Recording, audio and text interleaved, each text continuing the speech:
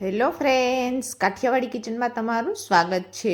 તો આજે બનાવીશું આપણે ફરારમાં ખાઈ શકાય તેવી સાબુદાણા બટેટાની વેફર, જે ફટાફટ બની પણ જશે અને ટેસ્ટમાં એકદમ ટેસ્ટી બનશે। અને આ વેફરને તમે લોંગ ટાઈમ સુધી સ્ટોર કરીને રાખશો તો વેફર છે તે બગડશે નહીં।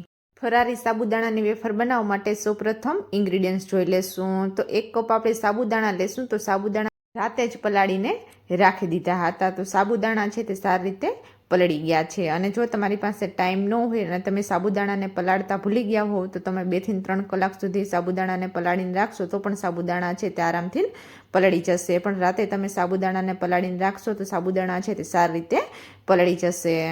તો સાબુદાણા છે તે સારી રીતે પલળી ગયા છે, થોડી વાર માટે સાઈડમાં રાખી દેશું।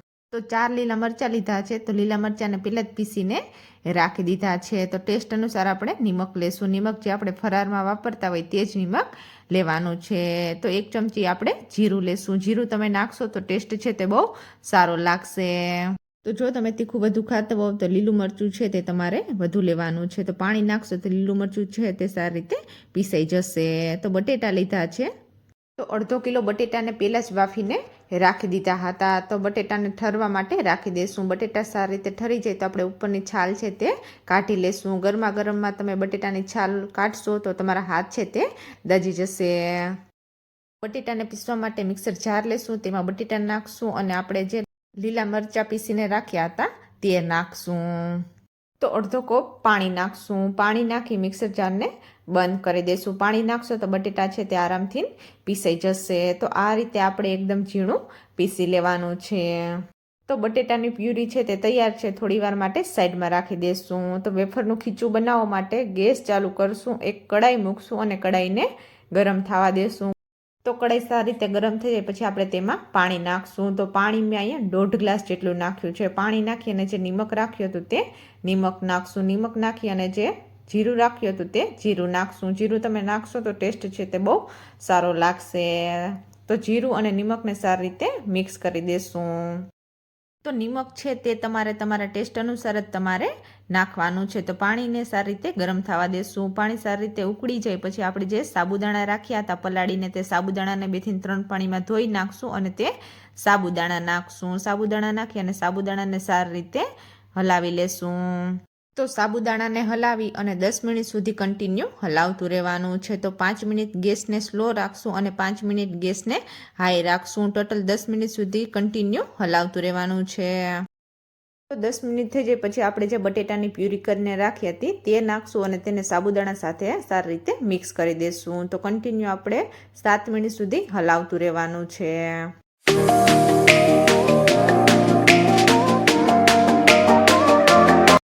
તો 7 મિનિટ જેવો ટાઈમ થઈ ગયો છે। ખીચું છે તે સારી રીતે બની ગયું છે। તો ગેસને બંધ કરી દેશું। તો ખીચુંને 10 થી 15 મિનિટ સુધી ઠરવા માટે રાખી દેશું। ગરમા વેફર બનાવવાની નથી તો થોડી વાર માટે સાઈડમાં રાખી દેશું। તો વેફરને સૂકવવા માટે આપણે એક પ્લાસ્ટિક લેશું। સાબુદાણાની વેફરને સૂકવવા માટે પ્લાસ્ટિકનો જ ઉપયોગ કરવાનો છે। કોટનના કપડાનો કે બીજી કોઈ વસ્તુનો તમે ઉપયોગ કરશો તો સાબુદાણાની વેફર સુકાઈ જશે તો કપડામાં ચોંટી જશે। જે ખીચું તૈયાર કરીને રાખ્યું હતું તે ખીચું લેશું। ખીચુંમાંથી આપણે એક ચમચો ભરી અને ખીચું લેશું અને તેને પ્લાસ્ટિક ઉપર નાખશું અને આ રીતે આપણે વેફર બનાવી લેવાની છે। તો આ રીતે આપણે ખીચું નાખતું જવાનું છે અને વેફરને બનાવતું જવાનું છે।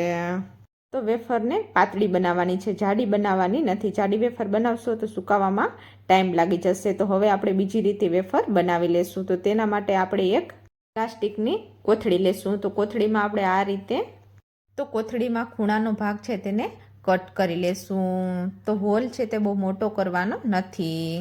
તો સાબુદાણાની મમરી નીકળે એટલું જ આપણે હોલ કરવાનો છે। તો હવે આપણે તેમાં ખીચું ભરી દેશું। ખીચું ભરી અને આ રીતે આપણે વેફર બનાવી લેવાની છે। જો તમારે સંચાનો ઉપયોગ કરવો હોય તો તમે સંચામાં પણ વેફર બનાવી શકો છો અને જો તમારે ચકરી બનાવવી હોય તો તમે આની ચકરી પણ બનાવી શકો છો। તો આ રીતે આપણે વેફરને બનાવી લેવાની છે। તો વેફર છે તે સારી રીતે બની ગઈ છે। તો આપણે 2 દિવસ સુધી તડકે સૂકવી દેશું। 2 દિવસમાં વેફર છે તે આરામથી સુકાઈ જશે।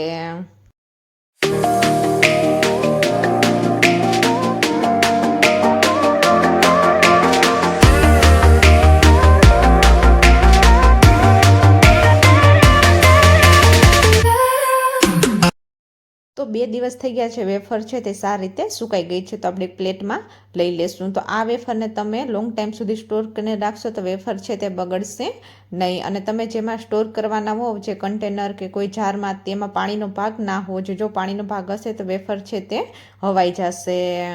તો તૈયાર છે સાબુદાણા બટેટાની ફરારી અલગ અલગ 2 પ્રકારની વેફર. તો આ વેફરને થોડી વાર માટે સાઈડમાં રાખી દઈશું. તો હવે આપણે વેફરને ફ્રાય કરી લઈશું. તો ગેસ ચાલુ કરશું, પેન મૂકશું અને પેનમાં તેલ નાખશું અને તેલને ગરમ થવા દેશું. તેલ સારી રીતે ગરમ થઈ જાય પછી આપણે તેમાં વેફર નાખશું અને વેફરને ફ્રાય કરી લેશું.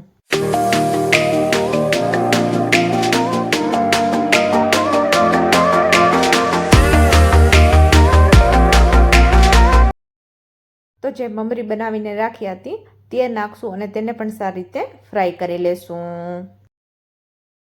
તો ગેસને હાઈ રાખી અને વેફરને ફ્રાય કરી લેશું. સ્લો રાખવાનો નથી. ગેસને સ્લો રાખશો તો વેફર છે તે તેલ પી જશે. તો વેફર છે તે સારી રીતે ફ્રાય થઈ ગઈ છે. તો આપણે પ્લેટમાં કાઢી લેશું. તો વેફરને તમે ફ્રાય કરો છો અને જો તમારી પાસે આ રીતે કોઈ જારી અવેલેબલ હોય તો જારી ઉપર તમે વેફર ફ્રાય કરીને નાખશો તો જે એક્સ્ટ્રા તેલ હશે તે તેલ બધું નીકળી જશે. તો તૈયાર છે સાબુદાણા બટેટાની ફરારી ક્રિસ્પી વેફર. તો જો તમને આ રેસીપી સારી લાગી હોય તો તમે પણ એકવાર આ રીતે વેફર જરૂર બનાવજો. વેફર ટેસ્ટમાં એકદમ ટેસ્ટી બનશે. અને જો રેસીપી સારી લાગી હોય, ચેનલમાં નવા હો અને ચેનલને સબસ્ક્રાઈબ ના કરી હોય તો ચેનલને લાઇક કરજો, શેર કરજો, કોમેન્ટ કરજો. નવી જ નવી રેસીપી જોવા માટે ચેનલને સબસ્ક્રાઈબ કરજો. સબસ્ક્રાઈબ કરવાનું ભૂલતા નહીં અને રેસીપીને ફ્રેન્ડ સાથે શેર કરતા રહેજો. Thank you. મળીએ આપણે નેક્સ્ટ રેસીપી સાથે.